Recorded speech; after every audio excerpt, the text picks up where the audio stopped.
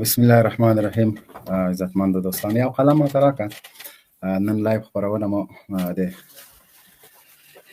افغانستان پر روان بهرنی سیاست من حیث یو افغان حق لرم چې خپل د نظر څرګندونه کړم. ما موبایل وګوره دلته په دې کې د ټولو افغانانو د افغانستان د ټولو وګړو غبرګونونه. موبایل مې څنګه دلته نشته؟ ما سره هم نشته. هلته چارج ته ایښی ده. د ټولو افغانانو غبرګون راپارولی ده د پاکستان سوالګر وزیر اعظم. افغانان همیش گذشت کړی ده، همیشه تعامل غصه غبرګون دا ډیر سوړ وي. وجه دا ده چې حوصله لري، د حوصلې خلک دي. خو زمونږ ګاونډی هیواد د دوست په نامه همیش مونږ ته په ګوډه کې زهر را کړی ده، همیشه تخریب کړی ده. دا آواز کم، همیشه تخریب کړی ده. نن یو ځل بیا په ملل متحد کې، په هغه ملل متحد کې چې افغانان پکې خپله سیاسي نمایندګي نه لري، د پاکستان سوالګر وزیر اعظم خپل رذالت او منافقت څرګند کړ. د ټولې نړۍ په شتون کې افغانستان د تروریستانو کور وباله، د ټي ټي پي په شمول د القاعده او نورو. زه دا وایم چې اول د تروریزم تعریف شي. که چیرته تروریزم په صحیح معنا باندې تعریف شي، نو پاکستان لومړی هیواد تروریستي هیواد ده. که تروریزم د خپل هیواد نه دفاع وي، موږ تروریستان یو. که تروریستي د خپل هیواد ازادول وي، موږ تروریستان یو. که تروریستي له هیواد نه اشغالګرو شړل وي، نو موږ تروریستان یو. دا چې نړۍ تر اوسه د تروریزم تعریف نه ده کړی، هر هیواد راجګیږي خپل دښمن ته د تروریزم تعریف په مختلفو لهجو په مختلفو طریقو باندې کوي. په 2001 کې چې کله امریکانو په افغانستان باندې حمله وکړه، لومړی هیواد پاکستان چې امریکا ته خپل حریم، خپل هوایي اډې او خپل فوز په کرایه باندې ورکړه. تیر 20 کاله چې دلته موږ وژل کېدلو، د پاکستان ټولې لارې د افغانانو په د وژونکو اسلحو په مخ د ناټو لپاره خلاص یو، دلته افغانان وژل. لینک دې راولېږه. یو دقیقه تاسو صبر وکړئ، زه نن د دوی درته ښه صحیح ویډیو مه کوئ.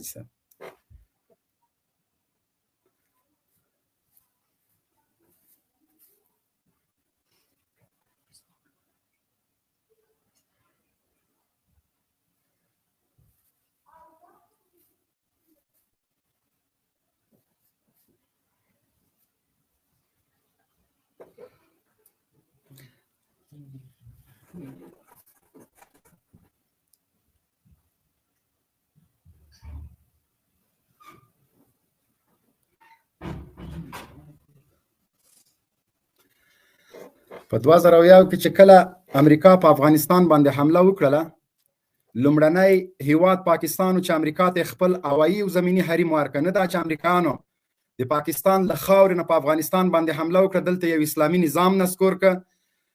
تیر 20 کلونه د امریکانو دپاره سپلای ورکړ، دلته وژونکي اسلحې رالېږلې. نه دا چې د امریکانو نه د دغه اسلحو د لېږلو په بدل کې ټیکس نه ورکوه، بلکې د پاکستان د کرایي فوز ملاتړ او حمایت هم کوه. اوس پاکستانی سیاسون او خبریالان مونږ ته نمک حرام وایي. زه نمک حرام ولې یم؟ د روسانو له اشغال نه مې ستا خاوره وساتله، دلته مې ککرۍ خاورې کړې، د روسانو امپراتوري مو ماته کړله. تا چې کومو مهاجرو افغانانو ته ځای ورکړی، د هغه په بدل کې د له ټولې نړۍ نه سوال کوه. د افغانانو 15% راشن او پیسې دې وهلې. د افغان مهاجرینو په نوم د اسلام آباد نه اسلام آباد جوړ کړه.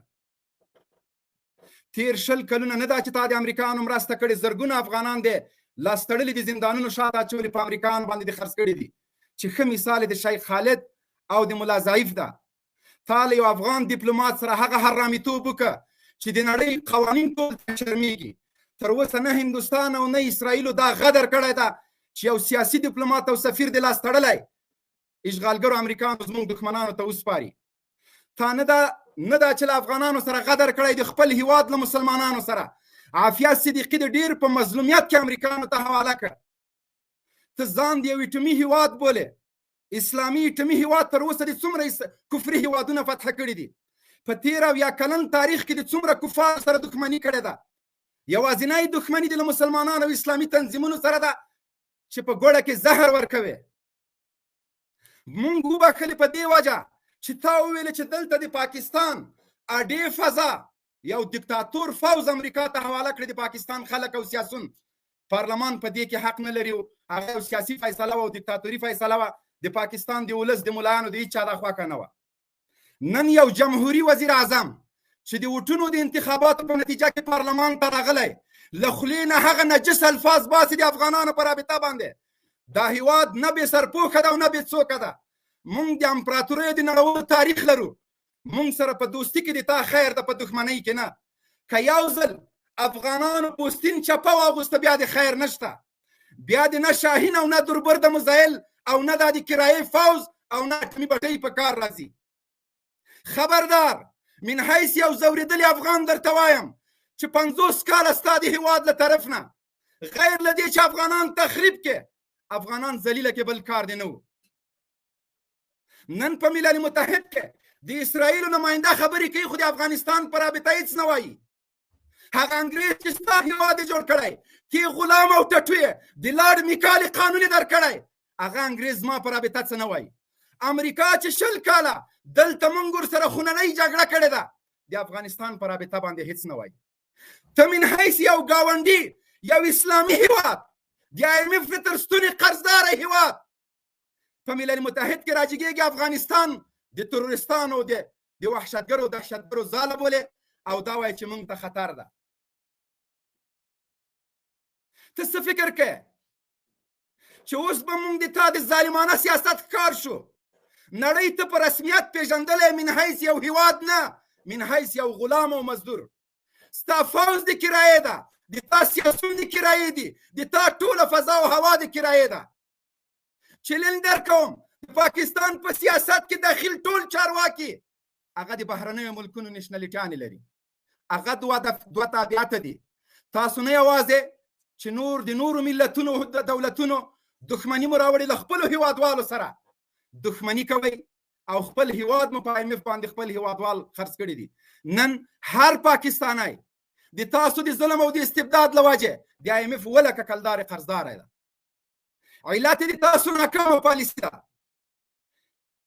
زه من حیث د افغانانو د لاسپیکر د عامو افغانانو دا درته وایم چې زموږ سره په دښمنۍ کې او په منافقت کې تاسو زیان وینئ. د پاکستان په ملایانو باندې غږ کوم، خصوصا په هغه ملایانو چې دوی دا خبره کوله چې مونږ ناټو په افغانستان کې سلنډر کړله. زه نن همغه سلنډر ملا ته وایم چې د نر له نر سره واده د ښځې له ښځې سره قانون پاس کېږي. ته ویده خو زما په هیواد کې د یو افغان لوبغاړي محمد ابي په نوم باندې فوکس کوي، خبرې کوي، د شریعت خلاف یې بولې. زه پوهېږم چې دا خبرې به ماته ستونزې راولاړې کړي خو من حیث یو افغان یې درته کوم. دا مې حق ده. 20 کاله د افغانانو د ولس ماته مینه راکړې ده. زه په خپلې مینې باندې نازولی یم. نن همغه افغانانو ته وایم چې د هیڅ هیواد شوم اهداف نه منو. ملا ضعیف یو افغان ډیپلوماتو د پاکستان دپاره د شرم خبره ده چې هغه امریکانو ته حواله کړه. نن د همغه ملا ضعیف ټویټونه او د هغوی خبرداری درته وایم. مونږ د دلته مړه شو، کله لوږې مرو کله قحطۍ مرو، تا ته لاس نه نیسو. ته مونږ سره کومک مه کوه. ته دا منافقت مه کوه چې د ټولو زهرجنو خبرو وروسته په ملل متحد کې دا خبره کوي چې د افغانانو پیسې خلاص کا. مونږ ستا غږ نه ده په کار. ته رذالت او منافقت مه کوه. د پاکستان علماو ته وایم، سیاسونو ته وایم، ولس ته وایم، خبردار دغه کرغېړنه پالیسي د تاسو د هیواد د ویشلو په معنا ده. د تاسو دغه زهرجنه ژبه د یو لیوني وزیر اعظم له خولې نه د افغانستان په رابطه باندې خطرناک میسج ده د افغانانو دپاره. دا د تا د افغانانو په وړاندې د جنګ اعلان ده چې د ټولو نړۍ د جابرانو د ظالمانو په مخ کې، د هغه ظالمانو په مخ کې چې 20 کاله موږ وژلي یو، لار تا ورکړې، تیاري تا ورکړي، تیل تا ورکړي دي، اکمالات تا کړي دي. بیا موږ نه د قربانۍ څاروي مه جوړوئ. بیا هم امریکانو ته لاس تړلي مه ورکوئ. شهباز شریف که غیرت درلودلی د یو اسلامي واکمن په توګه باندې به په ملل متحد کې د عافیه صدیقي غږ پورته کړی وای. د تا فوز که غیرت درلودلی په ملل متحد کې به د خپلې لور عافیه صدیقي غږ پورته کړی وای. د افغانانو په زخمونو باندې نور مالګې مه دوړوئ. موږ نور تحمل نشو کولی. مونږ 40 کاله دلته جګړه تېره کړې، اوس هم دې مونږ دې بچي له زخمونو نه وینې تویېږي. مونږ خپل وینو څټلو ته پرېږدئ، مونږ پرېږدئ چې خپل زخمونه مرهم کړو، مونږ پرېږدئ چې من حیث یو هېواد رشد کړو. زمونږ اقتصادي بنسټونه مه نړوئ. د تاسو د منافقت سیاست دته باید نور افغانان د پای ټکی کېږدي. خپله فیصله وکئ چې تاسو زمونږ دوست هېواد که دښمن هېواد یاستئ. نواز شهباز شریف که غیرت درلودلی د ملل متحد په نړیواله غونډه کې به د کشمیریانو د مظلومیت غږ اوچت کړی وای چې ستاسو له وجې نه کړېږي.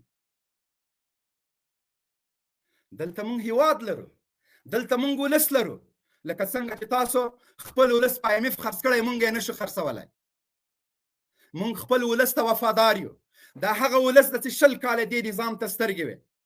ته نن د نظام د تخریب په خاطر، د دې په خاطر چې ولس په طالب باندې بدبینه شي، د تا له دې مردارې خولې نه، د IMF قرضدارۍ ګوډاګي له خولې نه نن د افغانانو په وړاندې تخت و تاز کېږي. له ملل متحد او له نړیوالو نه غواړو چې نور په ملل متحد کې د افغانستان په رابطه کې خبره کېږي، هلته باید زموږ نماینده موجود وي چې د خلکو ته جواب ورکړي.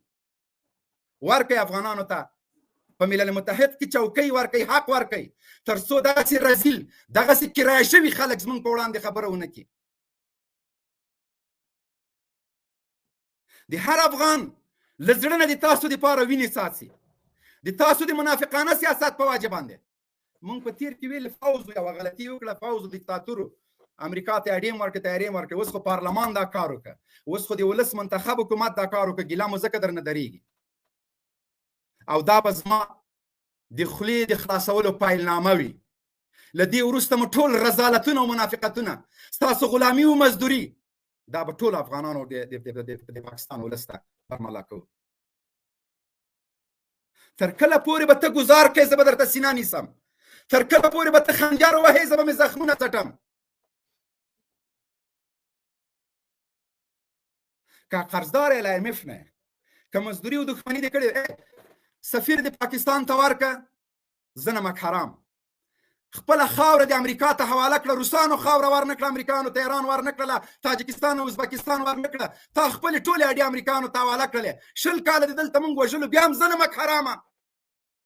راشم دې زما په نوم اخیسته، پیسې دې زما په نوم اخیستلې، د هر ماجر په سر دې سلګونه ډالر اخیستل، بیا هم زه نمک حرامه.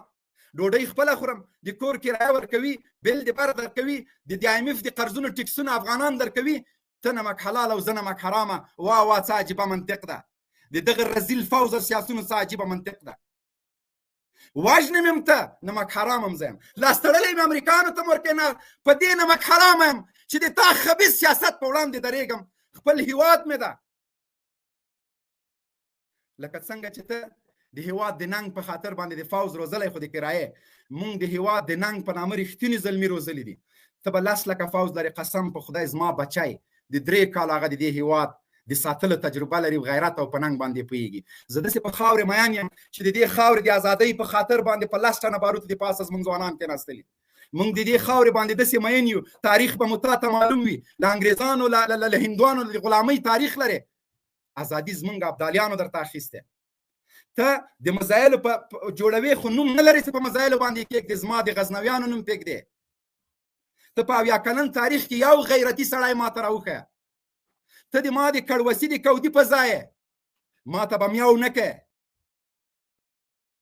زه د امپراتورانو د سملولو تاریخ لرم. ما په یوه پیړۍ کې 3 امپراتورۍ نسکورې کړي دي. ته کشمیر نسې ازادولی. د تاسو په ځای وای، د پاکستان د صدر اعظم او د فوز د مصر په ځای وای، او لور مې په ګوانتانامو کې بندي وای، ځان مې غرغره کوه. رذالت تر کله؟ منافقت تر کله؟ هندوستان ته د بارډرونو خلاص دي، افغانانو باندې دې بند کړي دي. بیا هم ورور هیواد دی، بیا هم مسلمان هیواد دی، بیا هم دوست هیواد دی. هندوستان هلته سفارت لري. د افغانستان بټوې راجګېږي، وایي زه ځکه افغانستان په رسمیت نه پېژنم چې هغه ده، دوی شرایط نه دي پوهېدي. چې شرایط مونږ خو له IMF نه قرضدار نه یو، شرایط یې ورته پوره کړو. مونږ خو له IMF نه قرضدار نه یو چې له هلک نه د هلک سره واده هغه وکړو. زه اوس نه پوهېږم چې د فوز مشر به له نواز شریف سره، شهباز شریف سره واده کوي، او که هغه به یې له ده سره کوي. اوس خو مو قانون پاس کړه. څومره خوند به کوي د فوز مشر میړه کړی تاسو شرمېږئ د تاسو د بېغیرتۍ له وجې نه موږ چاته پورته نسو کتلی بیا هم درته وایم چې سیاست ته مو تغییر ورکوي د افغانستان په اړه د منافقانه او رذیل سیاست ته د پای ټکی کېږدئ که دوستي کویم داسې یو خط موږ ته راوړه او که دښمني کویم چې موږ پوه شو موږ تا غوندې د اوسان بې غیرته نه یو چې د دوستۍ په نامه در سره جګړه وکړو چې ټي او نور هغه د موږ غاړې ته مه اچوه موږ خپله له ډېرو مشکلاتو سره مخ یو یو کال کېږي چې ازادي مو اخیستې ده یو کال کېږي چې زموږ د کور په سر باندې ډرون نه ګرځي یو کال کېږي چې زموږ افغانان نه وژل کېږي خو متاسفانه پرون بیا ور د افغانانو د وینو سیلابونه روان شول زموږ په وژلو باندې خوند مه اخلئ قسم په خدای امریکا او ناټو روسانو او له هغه نه مخکې انګریزانو دا د افغانانو او کیرا تباه کړله که نه دا ناممکنه ده چې امریکا او ناټو دې په افغانستان کې ماته وخوري دا ناممکنه ده چې د نړۍ سوپر پاورونه دې په دې هېواد کې ګونډه شي زمونږ ازار مه اخلئ مونږ به خپل رب ته په سجده شو قسم په خدای که مو بیا پرېږدو من حیث یو اسلامي او ګاونډي هېواد مونږ سره تعامل وکوئ یو سیال هېواد تعامل وکوئ د ضلالت په سترګه راته مه ګورئ مونږ ویښ ملتونه لرو مونږ هغه ملتونه لرو ما درته وویل چې تا په 80 کالو کې کشمیر آزاد نه کړه د کارګل جنګ د ماته معلومو د بنګلادیش سره جنګ د ماته معلومو 15,000 فوز نه یې پرتګونه وویسته تر ننه پورې خلک مونږ ته پیغور راکوي من حیث یو اسلامي هېواد وایي ګوره دوی نه هندوانو پرتګونه ویستلي مونږ سخې نه درپسې کوو مونږ پیغور نه درکوو خو دې ته مو مه مجبوره کوه د تا ټول تاریخ مونږ سره پروت ده زمونږ د غیرت او د تورې تاریخ ده مونږ که ژوند کړی په خپله دعوې خاوره کې مو کړې ده زه دې په سینه پرې کړلم کنډتار دې ولګول هر څه دې وکړل دلته له ګوډاګي او له مزدور او له خپل سیال حکومت سره چې غني او قرضای و معاملې دې ورسره وکړې نور دلته معاملهګر حکومت نشته دو ټوک به وي من حیث دوست هېواد برخورد کوم دوستۍ بې غیرته نه یم ډوډۍ هم درکوم چای هم درکوم ځای هم درکوم هر څه درکوم خو که من حیث دښمن برخورد را سره کوي اول سوچ او فکر وکړه له سکاټ میلر نه د طالب بادار نه پوښتنه وکړه د برتانوي فوز نه یې وکړه له روسانو نه یې وکړه بیا ما سره دښمني وکړه بیا یو پیشنهاد وکړه ورته در سره وهمه د مونږ در باندې زړه بدېږي چې قرضدار یې بچی دی 2,00,000 روپۍ کلدار قرضدار دی زما د بنسټ دومره وس نه ده که نه دا قرضونه به مې درته خلاص کړي وو IMF ته به ورغلی وم چې زما من حیث یو افغان مبین خان خیریه بنسټ نه 300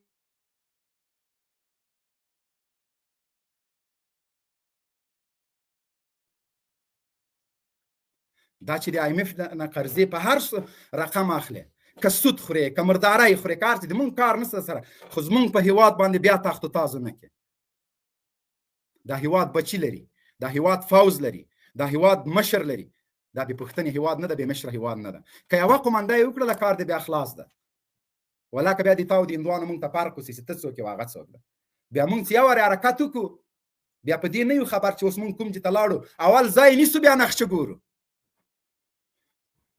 د افغانانو زړونه درته ډک دي له ترحم نه له تعامل نه کار واخلئ دا سیاست مو ناکام سیاست ده د امریکا او د برتانیې د خوشحالولو دپاره د افغانانو وینې مه زبېښئ مونږ کې یوازې هډوکې پاتې دي زمونږ داسې کور ده چې 50 شهیدان یې ورکړي دي د تا سینه او ټټر لایق نه ده ته بیا هم ځې په ملل متحد کې چغه کوې چې په افغانستان کې تروریستان دي بیا مونږ یو بلې جګړې ته بوځې او دا سوچ دم له دماغ وباسه چې ته به افغانستان تجزیه کې چې یو افغان ژوندی د ارمان به د ګور ته ویسې دویم غږ مې په خپل افغانانو د هغه افغانان چې له هېواد نه بهر دي په افغانستان کې دي د خدای په خاطر خپل د نظام ملاتړ وکړئ خپل د نظام تر څنګ ودرېږئ دا یو مشروع نظام من حیث یو افغان دوست او د افغانستان د آزادونکي حکومت په توګه باندې وپېژنئ دا نظام مضبوط کړئ که له هېواد نه بهر یې که په هېواد کې دننه یې د دې نظام تر څنګ ودرېږئ که دې نظام د بې غیرتۍ تاریخ درته راوړه مخ ته لاړې راتو کوي دا نظام تاسو سر ټیټي ته نه پرېږدي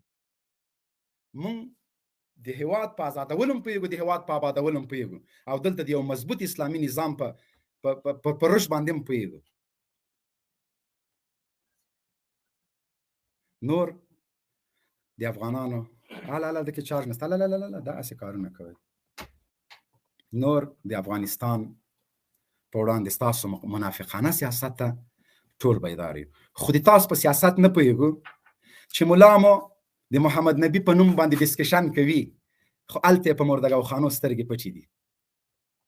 د محمد نبي په نوم فتواګانې ورکوي، خو په خپل هیواد کې د امجنبازۍ قانون پاس کیږي، هغه ته هیڅ خوله نه لري. د افغانستان دپاره ټولو په یوه خوله د افغانستان د تخریب دپاره مټې رابډ وهلي دي. که کمونیست ده، که سیکولر ده، که نشنلی ده، که ملا ده، که حرامي ده، که حلالي ده، د افغانستان د بربادۍ دپاره مو مټې رانغښتې دي. نور دا منافقت مه کوئ. اوس هسې نه چې سبا د ما د کفر فتوا ورکوي. د تاسو په فتوا زه کافر ښیم، نور د تاسو فتواګانې په افغانستان کې نه چلیږي.